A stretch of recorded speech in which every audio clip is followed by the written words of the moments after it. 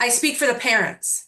It is Yep. now a parents versus non-parents electorate. It is married with families versus singles. To me, that is it. You will have seats, like I will cede to you the young people, not Gen X. Gen X, 35 to 55, we grew Yeah. up under Reagan. We're like, what is going on?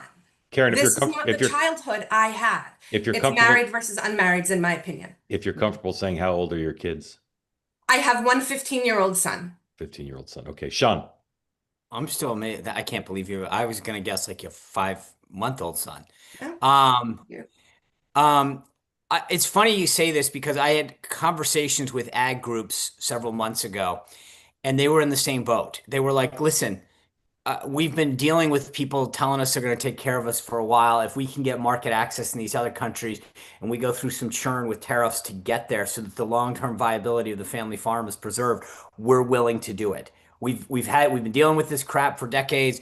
If this guy's going to fight for market access for our products, especially in the EU, and there's some churn in the short term for a couple of years, we'll take it for the long-term viability of family farming, of the industry as a whole. So I think it actually, um, and I think a lot of auto workers would probably share the same view as well. So this is something that enough people, and this goes. We were talking about Israel a minute ago. There's been so much policy that is like, well, we can't change anything. It's got to be the same way all the time.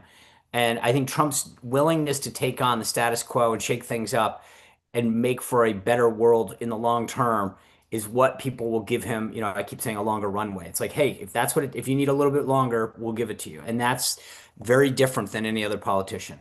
I I think would relate. Sorry. I was gonna say I think a state to watch for that, Sean, is Iowa, because like soybeans, they got a governor's race, an open Senate race, and two targeted House seats. The soybean community is not necessarily where you are right now. We'll give it a long time. Like they're pulling their hair out and Well, screaming. yeah, I mean, but by the way, I've been saying this for weeks, and you saw what they did in the last 48 hours. They were very sensitive to this, and now they're But trying to my fight them point off. is, it goes to kind of what Karen is saying, which is that Iowa has swung hard to Trump. Are they willing to say, okay, these are bumps, but we see a better future under this path? Or do they say, that's it, enough? We need a course correction? Because Iowa was a purple state that is Yeah. now almost ruby red. I would say the reason I would involve everything he does in this, like if you take crime over in Illinois or wherever, Yep. it's the same situation where people go, I don't want the military on the street. This isn't how I want to live, but we have to reset. And if this is what we have to do for Yep. 6 months or a Yep. year to get back, I will reset. That's why I don't think the outlook is just the economy. It's on like everything. It needs to go back, like Hegseth said today, to Yeah. 1990. That's what we're looking for. Karen, how much of your vision of leadership and solutions is embodied by JD Vance?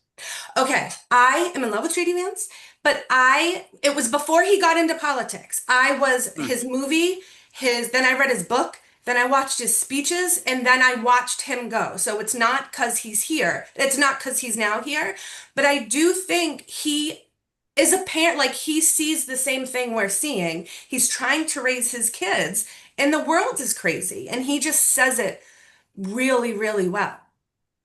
I love Karen, JD.